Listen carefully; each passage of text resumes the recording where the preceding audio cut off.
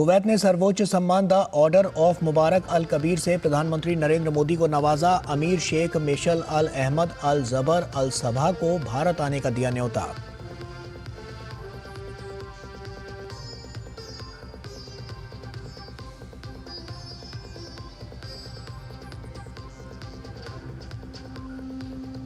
Bharat Kuwait के बीच रक्षा, संस्कृति, solar alliance सहित कुल 4 समझौता ज्ञापन पर हुए हस्ताक्षर। दोनों देश आपसी संबंधों को रणनीतिक स्तर तक ले जाने के लिए सहमत।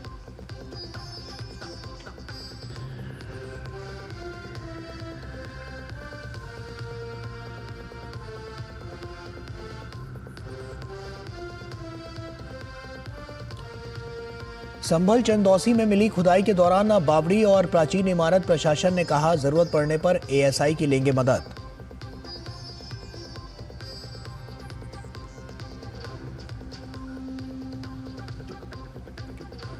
केजरीवाल की महिला सम्मान योजना पर भाजपा का हमला। बांसुरी स्वराज ने बताया चुनावी स्टंट, पूछा पंजाब में अब तक क्यों नहीं गए महिलाओं के खाते में पैसे।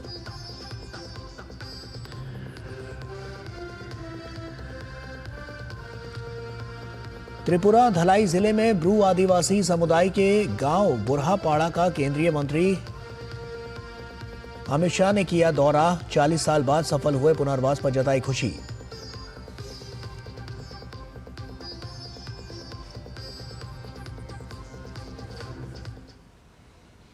और आइए अब शुरुआत करते हैं और आपको बता दें कि प्रधानमंत्री नरेंद्र मोदी कुवैत की 2 दिवसीय सफल यात्रा के बाद स्वदेश लौट आए हैं। प्रधानमंत्री नरेंद्र मोदी स्वदेश लौट आए हैं, इसकी तस्वीर हम आपके साथ साझा कर रहे हैं। काफी महत्वपूर्ण और ऐतिहासिक ये पूरा दौरा रहा। तमाम ऐसे नीतिगत निर्णय लिए गए हैं जिनसे भविष्य में दोनों देशों के जो मैत्रीपूर्ण संबंध हैं वो और ज्यादा प्रगाढ़ होते हुए नजर आएंगे। तो साफ तौर पर यह दौरा कई मायनों में बेहद है, क्योंकि प्रधानमंत्री नरेंद्र मोदी जब वहां पर पहुंचे तो उनका भव्य तरीके से स्वागत किया गया। और उसके बाद जब लगातार हमने देखा कि तमाम ऐसे समझौता हुए हैं यहां पर जिनसे आने वाले समय में भविष्य में दोनों देशों के बीच एक व्यापक जो रणनीतिक साझेदारी है उसको और ज़्यादा बढ़ावा मिलेगा। और साफ तौर पर आने वाले समय में दोनों देश मजबूती के साथ पूरी दुनिया पर और विकसित तरीके से आगे बढ़ते हुए नजर आएंगे। और साथ ही कुवैत ने सर्वोच्च सम्मान द ऑर्डर ऑफ मुबारक अल कबीर से भी प्रधानमंत्री नरेंद्र मोदी को नवाजा। और इसके साथ ही भारत कुवैत के बीच रक्षा, संस्कृति, सोलर अलायंस सहित कुल 4 समझौता ज्ञापन पर हस्ताक्षर भी हुए हैं। तो रक्षा, संस्कृति, सोलर अलायंस समेत जो 4 समझौता हुए हैं वो कहीं ना कहीं आने वाले समय में एक मजबूत नींव रखते हुए नजर आए और आने वाले समय में भारत और प्रगतिशील बनता हुआ नजर आएगा। दोनों देशों के जो मैत्रीपूर्ण संबंध हैं उनमें और प्रगाढ़ता यहाँ पर नजर आएगी और मजबूती नजर आएगी, जिससे आने वाले कल में एक बेहतर भविष्य का दोनों देश साथ मिलकर एक उसकी योजना बनाएंगे, एक नीतिगत फैसला लेंगे, जिससे आने वाले समय में दोनों देशों की जो भागीदारी है वो वैश्विक स्तर पर जो तमाम चुनौतियां हैं उनसे पार पाने में कारगर साबित होंगी। तो काफ़ी महत्वपूर्ण और ऐतिहासिक ये पूरा दौरा, और ये दौरा कई मायनों में बेहद सफल, क्योंकि प्रधानमंत्री जब वहाँ पर पहुँचे तो उनका भव्य स्वागत किया गया और उसके बाद जब वो स्वदेश लौटे हैं तो उससे जुड़ी हुई तस्वीरें हम आपके साथ साझा कर रहे हैं। दोनों देश आपसी संबंधों के रणनीतिक स्तर पर ले जाने के लिए भी पूरी तरह से प्रतिबद्ध हैं और किस तरह से जो वैश्विक स्तर पर जो चुनौतियां हैं उनका समाधान करना है और किस तरह से उन चुनौतियों के सामने उनसे लड़ना है, इसको लेकर भी तमाम रणनीतिक व्यापक साझेदारी यहाँ पर रखी गई है। और इसके अलावा भी तमाम ऐसे ऐतिहासिक फैसले लिए गए हैं जिससे आने वाले कल में दोनों देश मजबूती के साथ आगे बढ़ते हुए नजर आएंगे। जब प्रधानमंत्री वहां पर पहुंचे तो सर्वोच्च सम्मान द ऑर्डर ऑफ मुबारक अल कबीर से भी प्रधानमंत्री नरेंद्र मोदी को वहां पर नवाजा गया। और हमने देखा है प्रधानमंत्री नरेंद्र मोदी जब भी अपने विदेश दौरे पर होते हैं तो वहां पर उनका भव्य स्वागत के साथ साथ तमाम ऐसे कार्यक्रम होते हैं और तमाम ऐसे नीतिगत फैसले होते हैं जिन पर आगे की रणनीति बनती हुई नजर आती है। और कुवैत में भी कुछ ऐसा ही हुआ है। कुवैत में बहुत कुछ रहा जो साफ तौर पर इस जो यात्रा को और ऐतिहासिक बनाने के लिए कारगर साबित हुआ है। और यही तो व्यापक रणनीति की साझेदारी है जो आने वाले समय में दोनों देशों को इतिहास से लेकर वर्तमान में और वर्तमान से लेकर भविष्य तक पहुंचाने में बहुत ही बड़ा अपना योगदान देते हुए नजर आ रहे हैं, जिसकी साफ तौर पर बानगी कई क्षेत्रों में देखने को मिल रही है, चाहे बात रक्षा की हो, चाहे संस्कृति की हो, चाहे सोलर अलायंस की हो। इसके अलावा भी तमाम ऐसे समझौते हैं जो दोनों देशों के बीच हुए हैं। रक्षा साफ तौर पर एक बड़ी बात, जिसमें हमने देखा है कि व्यापक रणनीति की साझेदारी को आगे बढ़ाने के लिए और द्विपक्षीय वार्ता के जरिए किस तरह से और ज्यादा इसको प्रगाढ़ बनाया जाए, मजबूती के साथ एक स्तंभ बनाया जाए, वैश्विक स्तर पर एक नई पहचान, एक नई इबारत लिखी जाए, इसको लेकर दोनों देश साथ मिलकर आगे बढ़ते हुए नजर आ रहे हैं। और संस्कृति की अगर हम बात करें तो हमने देखा है कि काफी जो इतिहास भारत का रहा है, इसके अलावा कुवैत का रहा है, इस इतिहास को भी लगातार देखा गया है। और ये तमाम ऐसी रणनीतिक साझेदारी हैं और तमाम ऐसे एमयूज हैं जिन पर साइन हुआ है, हस्ताक्षर हुए हैं और आने वाली रणनीतियां किस ओर इशारा कर रही हैं, क्योंकि साफ तौर पर दोनों देश मजबूती के साथ मैत्रीपूर्ण संबंधों को और ज़्यादा प्रगाढ़ बनाने के लिए आने वाले समय के लिए लगातार यहाँ पर प्रतिबद्धता के साथ आगे बढ़ते हुए नजर आ रहे हैं। और ये रणनीतिक जो साझेदारी है वो आने वाले समय में नई नीतियों के साथ, नए भारत और कुवैत के साथ साफ तौर पर भविष्य में भी बहुत ज़्यादा अपनी अहमियत वहाँ पर दिखाते हुए नजर आएंगे। और यही सब कुछ तो है जो आने वाले समय में इन दोनों देशों के साथ आने वाले समय में एक मजबूती के साथ जो वैश्विक स्तर पर जो तमाम चुनौतियाँ हैं उनका समाधान तलाशने के लिए काफ़ी और कारगर साबित होगा। प्रधानमंत्री की कुवैत यात्रा से दोनों देशों के द्विपक्षीय संबंध जो हैं वो रणनीतिक स्तर के बन सकते हैं और दोनों ही देश इसे लेकर सहमत भी हैं। वहीं कुवैत भारत को लेकर सकारात्मक है और भविष्य में रिश्तों को नई ऊंचाई पर ले जाने के लिए उत्सुक है। 4 दशक से अधिक समय में किसी भारतीय प्रधानमंत्री की पहली कुवैत यात्रा और उस दौरे के ऐतिहासिक परिणाम। प्रधानमंत्री नरेंद्र मोदी और कुवैत के अमीर शेख मिशल अल अहमद अल जाबिर अल सबाह की बैठक में कई क्षेत्रों में सहयोग बढ़ाने पर सहमति बनी। दोनों देश फार्मास्यूटिकल्स, आईटी, फिनटेक, इंफ्रास्ट्रक्चर और सुरक्षा जैसे क्षेत्रों में तो मिलकर काम करने पर सहमत हुए ही द्विपक्षीय रिश्तों को रणनीतिक साझेदारी का दर्जा देने का फैसला भी हुआ। It will actually enhance our cooperation in the areas that we have. We will identify new areas of cooperation between the two countries, and you will see more intensification of exchanges and visits in the coming days to materialize whatever has been planned in by the leaders of both the countries. Kuwait के अमीर ने PM Modi को देश के सर्वोच्च सम्मान the order of Mubarak the great से नवाजा। ये अवार्ड मित्रता की निशानी के तौर पर राष्ट्र प्रमुखों को प्रदान किया जाने वाला सम्मान है। अभी विश्व के चुनिंदा राष्ट्र प्रमुख ही इससे नवाजे गए हैं।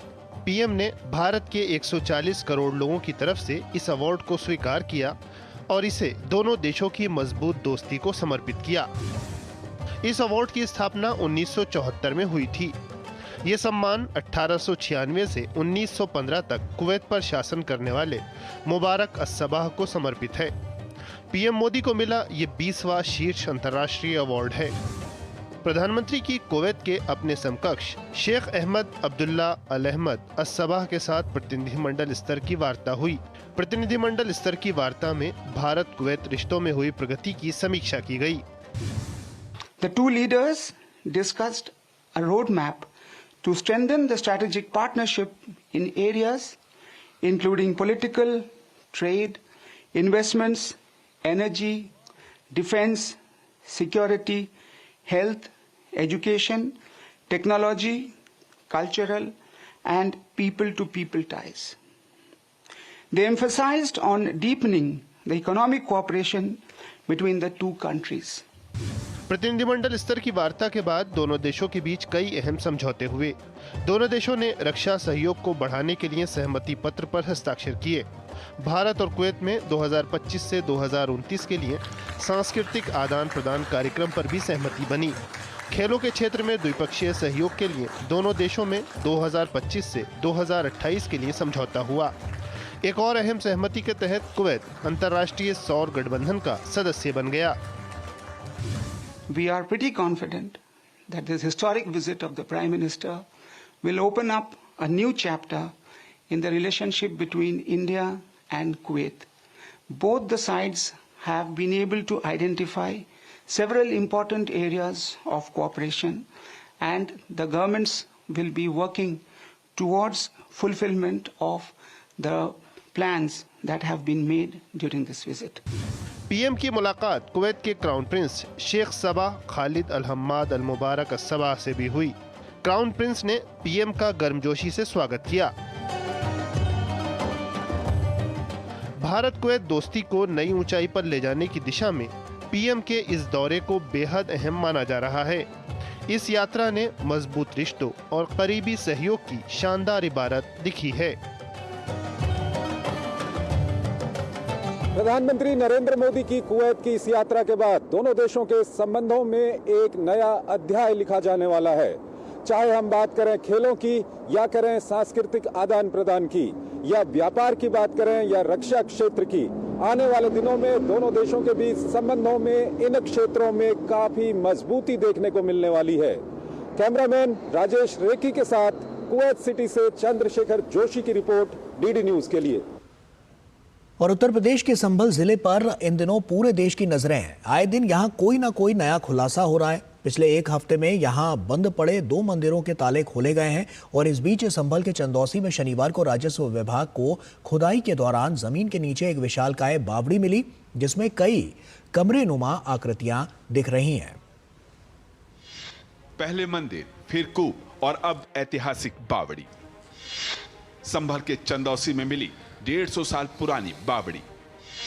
संभल में कदम कदम पर मिल रहे हैं सनातन के निशान। मिट्टी से भरती गई थी ऐतिहासिक धरोहर। फिर से धार्मिक नगरी का रूप लेती जा रही है संभल। उत्तर प्रदेश की ऐतिहासिक और पौराणिक नगरी संभल। संभल में आज जब बावड़ी और उसका गेट और सुरंग मिले तो सब हैरान रह गए। ये एक तरीके से खेत था हमारा और यहाँ पे फार्मिंग होती थी चारों तरफ। ये बावड़ी कुआं था, कुएं के अंदर रूम्स बने हुए थे। उसमें ये लोग आते थे, पापा लोग, जैसे खेती बाड़ी हो रही है तो सब लोग मतलब फार्मिंग वगैरह कैसे होती थी देखने के लिए यहाँ रेस्ट करने बैठ जाते थे। बावड़ी 125 से 150 साल पुरानी बताई जा रही है। हो सकता है कम से कम 125-150 वर्ष पुरानी। ये बस्ती सैनी समाज की बताई जाती है, लेकिन फिलहाल यहाँ दूसरे समुदाय के लोग रहते हैं। चंदौसी के इस लक्ष्मणगंज क्षेत्र को लेकर जिला अधिकारी को जन सुनवाई के दौरान किसी ने शिकायत की थी। उसके बाद शुरू हुआ खुदाई का काम। 400 वर्ग मीटर में मिट्टी हटवाने का काम शुरू हुआ। उसके बाद सावधानी से खुदाई शुरू हुई। धीरे धीरे परत दर परत मिट्टी हटने लगी और सामने आ गई बावड़ी। यहाँ जो नॉन जेडे की खतौनी है, उसके अंदर 0.040 अर्थात 400 वर्ग मीटर जो एरिया है वो बावली तालाब के रूप में दर्ज है यहाँ पर। और यहाँ बताते हैं कि जो स्थानीय लोग की जो बिलारी के राजा हैं उनके नाना के समय में ये बावली बनी थी। वर्तमान में ये मिट्टी से पूरा ढका जा चुका है। कल जन सुनवाई के अंदर जो समाधान दिवस था शनिवार का, उस दिन भी ये प्रकरण आया और उससे पूर्व में भी हमें संज्ञान में आया।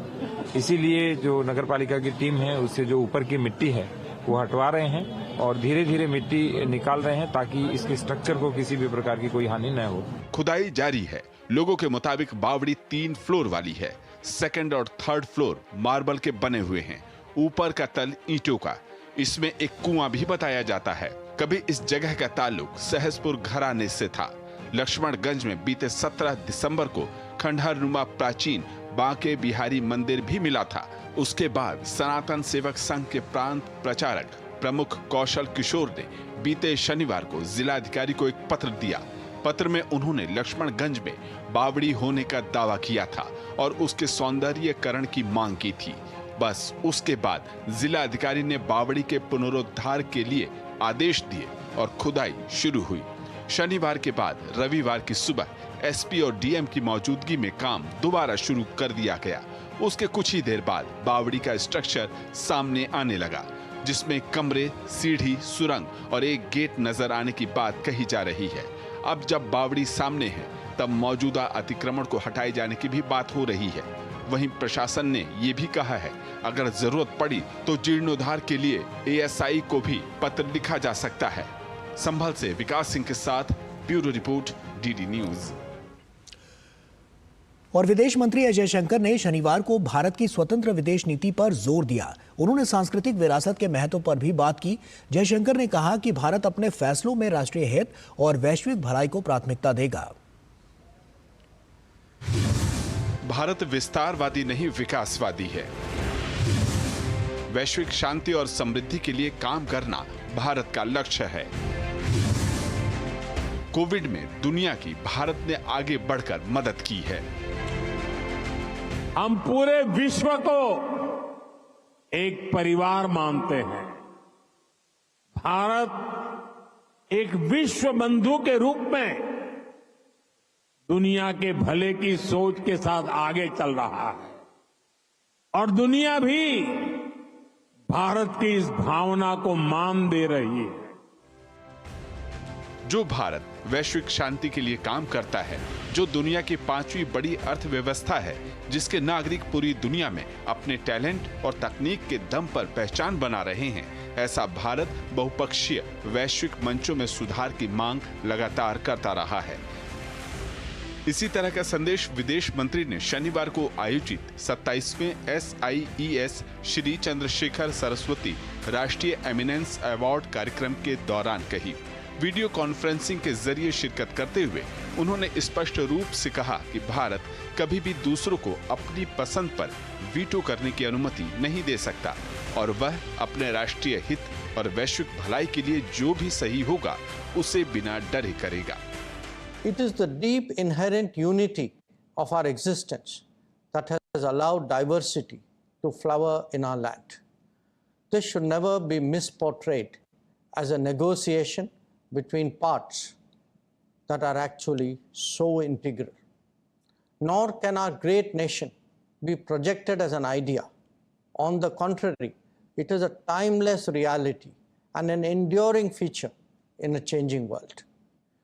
Independence should also never be confused for neutrality. We will do whatever is right in our national interest and for global good without being intimidated to conform. In the final analysis, Bharat can never permit others to have a veto on its choices. बहुध्रुवीय दुनिया में एक प्रमुख शक्ति के रूप में उभर रहा भारत संयुक्त राष्ट्र संघ जैसे बहुपक्षीय मंचों पर सुधार की मांग लगातार करता रहा है। दरअसल संयुक्त राष्ट्र सुरक्षा परिषद के 5 स्थायी सदस्य चीन, फ्रांस, रूस, ब्रिटेन और अमेरिका हैं। ये देश प्रक्रियात्मक फैसलों को छोड़ किसी भी फैसले पर अपना वीटो दे सकते हैं। UNSC की स्थापना 1945 में हुई थी, जिसमें कुल 15 सदस्य होते हैं। 5 स्थायी सदस्यों को छोड़कर बाकी 10 अस्थायी सदस्य 2 साल के लिए चुने जाते हैं। अस्थायी सदस्यों के पास वीटो की पावर नहीं होती है।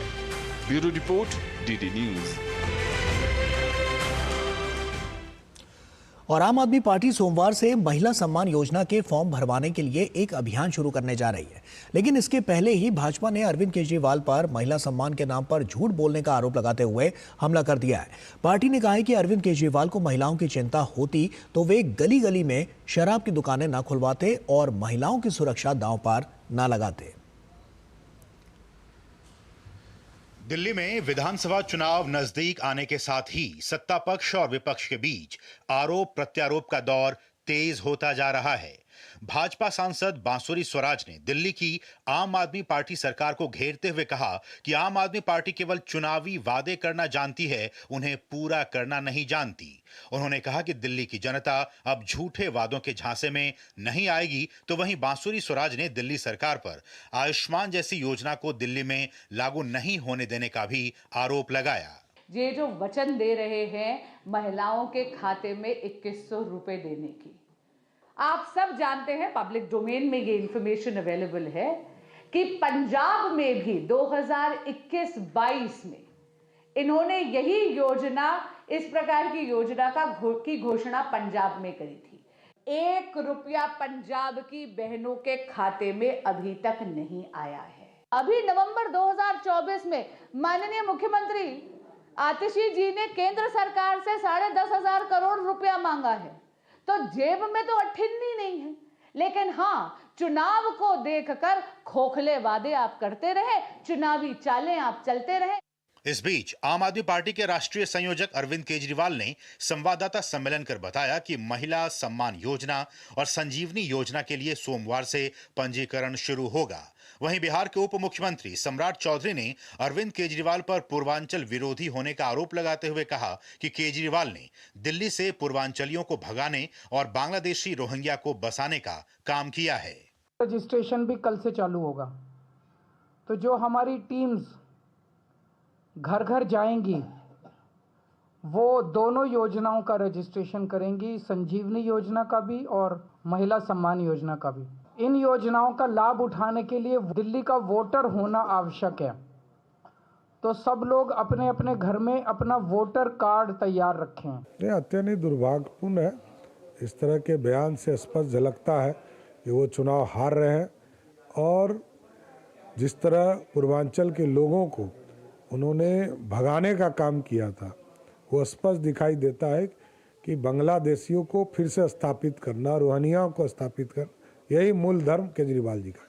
दिल्ली को राज्यपाल विनय कुमार सक्सेना ने दिल्ली की सड़कों पर जमे पानी और सीवरों की खस्ताहाल हालत को लेकर आम आदमी पार्टी सरकार पर निशाना साधा। इस मामले में एलजी ने अपने एक्स हैंडल से एक वीडियो भी शेयर किया। वीके सक्सेना ने लिखा कि गलियों और रास्तों पर जमा बदबूदार पानी बरसात का नहीं है, उफनते सीवरों का है। इस वीडियो में उन्होंने कई जगह सड़कों पर जमे सीवरों के बदबूदार पानी और उससे हो रही समस्याओं पर लोगों से बात की। एलजी ने लिखा कि अपनी समस्याओं और कष्टों को बयां करती महिलाएं दिल्ली की हैं, किसी और प्रदेश या देश की नहीं। उन्होंने इस बदहाल स्थिति से निपटने के लिए आप सरकार से आग्रह करते हुए इस पर तुरंत कदम उठाने को कहा। Bureau report, DD news. और वहीं केंद्रीय मंत्री अमित शाह ने रविवार को त्रिपुरा में विस्थापित ब्रू आदिवासियों के पुनर्वास वाले गांव का दौरा किया। अमित शाह ने कहा कि विस्थापित ब्रू परिवारों के पुनर्वास के लिए उनकी सरकार प्रतिबद्ध है। केंद्र सरकार त्रिपुरा सरकार के साथ मिलकर हर संभव प्रयास कर रही है ताकि वे लोग अपने घरों में सम्मान के साथ जीवन बिता सकें। उन्होंने बताया कि 2018 में भाजपा की सत्ता संभालने के बाद ही राज्य में प्रगति हुई। त्रिपुरा दौरे पर केंद्रीय गृह मंत्री अमित शाह ने धलाई इलाके में ब्रू समुदाय की पुनर्वास बस्तियों का दौरा किया। अमित शाह ने ब्रू समुदाय के लोगों से बातचीत भी की, साथ ही स्थायी आवास मिलने के बाद उनके अनुभवों के बारे में भी जाना। अमित शाह ने ब्रू समुदाय के जीवन स्तर को बेहतर बनाने और उनके कल्याण के प्रति सरकार की प्रतिबद्धता को रेखांकित किया। वहीं लोगों ने स्थायी आवास मिलने पर केंद्रीय गृह मंत्री अमित शाह का आभार जताया। गृह मंत्री अमित शाह ने त्रिपुरा के धलाई जिले में 668.39 करोड़ रुपए की विभिन्न विकास परियोजनाओं का उद्घाटन और शिलान्यास किया। कार्यक्रम को संबोधित करते हुए गृह मंत्री ने सीपीआईएम और कांग्रेस पर जमकर निशाना साधा। जब त्रिपुरा में परिवर्तन हुआ, भाजपा सरकार बनी, एक एग्रीमेंट हुआ और 40,000 लोगों के बसने की व्यवस्था, इनकी रोजगारी की व्यवस्था, स्वास्थ्य की व्यवस्था, शिक्षा की व्यवस्था, शुद्ध पानी, शौचालय और महिलाओं के लिए कोऑपरेटिव की व्यवस्था करने का काम हुआ। केंद्रीय सहकारिता मंत्री अमित शाह ने त्रिपुरा की राजधानी अगरतला में सहकारी क्षेत्र को मजबूत करने के लिए कई योजनाओं का शुभारंभ किया। इस मौके पर राज्य के मुख्यमंत्री माणिक साहा सहित कई पदाधिकारी मौजूद रहे। कार्यक्रम को संबोधित करते हुए अमित शाह राज्य की पूर्ववर्ती कम्युनिस्ट सरकार पर जमकर बरसे। उन्होंने कहा कि पिछले 35 सालों में कम्युनिस्टों की सरकार ने त्रिपुरा में केवल अपने कैडरों के लिए कार्य किया, राज्य के लोगों के विकास के लिए कुछ नहीं किया, जिसके कारण त्रिपुरा विकास की दौड़ में पिछड़ता चला गया। पहले सरकार तो पूरी त्रिपुरा की थी, परंतु सरकार काम करती थी कम्युनिस्टों की कैडर की। उनके लिए त्रिपुरा की जनता केवल अपनी कैडर तक सीमित, कैडर से आगे कभी इन्होंने सोचा ही नहीं। और कैडर के जकड़ में ऐसे त्रिपुरा को 25-30 साल तक, 35 साल तक जकड़ कर रखा कि अपना त्रिपुरा एक पिछड़ा हुआ राज्य। 98,000 पर कैपिटा इनकम थी, आज 1,77,000 पर कैपिटा इनकम। गौरतलब है कि केंद्र की मोदी सरकार ने विजन और संवेदनशीलता के साथ नॉर्थ ईस्ट को विकास का केंद्र बना दिया है। सरकार अष्टलक्ष्मी राज्यों का समावेशी और संतुलित विकास के लिए प्रतिबद्ध है। Bureau report, DD news. और इसी के साथ फिलहाल इस बुलेटिन में इतना ही। दीजिए इजाजत। नमस्कार।